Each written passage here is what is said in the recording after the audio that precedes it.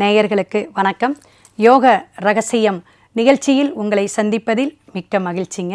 ஓம் பூச்சியாய ராகவேந்திராய சத்திய தர்ம ரதாயச பஜத்தாம் கல்ப விருஷாய நமதாம் காமதேனுவே. ஸ்ரீ ராகவேந்தருடைய பொற்பாதம் தொட்டு வணங்கி குரு வாழ்க குருவே துணை. மிக சிறப்பான நன்னாள் திங்கட்கிழமை, அதாவது மே 4ஆம் தேதி. ரொம்ப ஒரு அற்புதமான சிறப்பான திங்கள் அப்படின்னாவே ஒரு சோமவாரம் அப்படின்னு சொல்லுவாங்க. சிவனுக்கு உகந்த நாள் அப்படின்னு சொல்லக்கூடிய திருதியை திதியில் பிறக்கக்கூடிய இந்த நாள் எல்லாருக்கும் நல்ல ஒரு செல்வ வளத்தையும் ஆரோக்கியத்தையும் ஈசன் அருளால் சிவன் எம்பெருமான் எல்லாத்துக்கும் வழங்கட்டும். அதாவது அனுஷ நட்சத்திரமும் இன்னைக்கு வருதுங்க. இந்த அனுஷம் அப்படிங்கிறது சனி பகவானுடைய கர்மப்பதிவை சுமந்து பிறந்த நட்சத்திரம்னு சொல்லுவாங்க. கால சக்கரத்துக்கு பார்த்திங்கன்னா 8ஆம் இடத்துல இந்த அனுஷம் விருச்சிக ராசி முழு நட்சத்திரமாக இருக்கக்கூடிய விஷயம் எது அப்படின்னா பூசம் அனுஷம் உத்திரட்டாதீங்க. சனி பகவானுக்கு பார்த்திங்கன்னா அவ்வளவு ஒரு நிலைப்பாடு. மற்ற நட்சத்திரம்லாம் சில விஷயங்கள் இந்த குரு நட்சத்திரம் சூரியனுடைய நட்சத்திரம்லாம் உடைபட்ட நட்சத்திரங்களாக வரும்.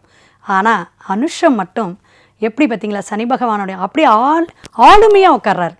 எப்பயுமே ஒரு ராசியில் 3 நட்சத்திரங்கள் 9 பாதம் இருக்கும். அந்த 9 பாதம் அப்படிங்கிறதுலாம் கொஞ்சம் டெப்த்தாக நம்ம பார்க்குறது. ஆனால் இந்த முழுமையான நட்சத்திரம் இருக்குது பார்த்திங்களா, இதில் தான் நம்ம வழிபாடு எடுத்தால் ரொம்ப சிறப்பும்பாங்க. அப்போ சிவன் வழிபாடை இன்றைக்கி விட்டுறாதீங்க, மிஸ் பண்ணிடாதீங்க. உங்களுடைய அருகில் உள்ள சிவன் கோயிலுக்கு இன்றைக்கி போகும் பொழுது தாயார்கிட்ட ஃபஸ்ட்டு அனுமதி வாங்கிடுங்க. எப்பயுமே அம்மா அனுபவிச்சிட்டா சொல்லிட்டாங்கன்னா அப்பா தலையாட்டிடுவார்.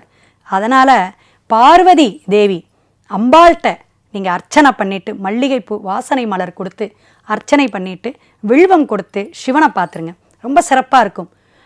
அதாவது முக்கியமானது என்ன, தீப வழிபாடு. ஏன்னா அந்த தீப சுடர் ஒளி பிரகாசமாக இருக்கக்கூடிய இன்னைக்கு அக்னி நட்சத்திரம் ஆரம்பம். இந்த அக்னி நட்சத்திரத்தை ஒரு தோஷமாக நம்ம சொல்கிறோம். ஏன் அப்படின்னா வெப்ப கதிர்கள் கதிர்வீச்சு ரொம்ப அப்படி தாக்கமாக பூமியை நோக்கி வரக்கூடிய அந்த சூரியனுடைய ஆதிக்கம் அவ்வளோ வேகமாக இருக்கும். ஏன்னா பிரபஞ்சத்தில் ஒவ்வொரு மாதமும் ஒவ்வொரு விஷயங்கள் மாற்றத்தை கொடுத்துக்கிட்டே இருக்கும். அது இயற்கையுடைய மாற்றம், தத்துவம் அப்படிலாம் நம்ம சொல்லலாம். அப்போ இந்த அக்னி நட்சத்திரம் தோஷமாக எடுக்கும் பொழுது சூரியன் உச்சம் பெற்று, சூரிய பகவான் உச்சம் பெற்று சித்திரைங்கிற முதல் மாதத்தில் மேசத்தில் பிரவேசிச்சுட்டு இருக்கக்கூடிய காலகட்டத்தை தான் சொல்கிறோம். இதில் சுபகாரியங்களை தவிர்க்கணும், நல்ல காரியமெல்லாம் ஒதுக்கி வைக்கணும். நிறைய வழிபாடு எடுத்துக்குங்க, நிறைய விஷயங்கள் உடல் ஆரோக்கியத்தையும் பார்த்துக்குங்க. நாளை சந்திப்போம்.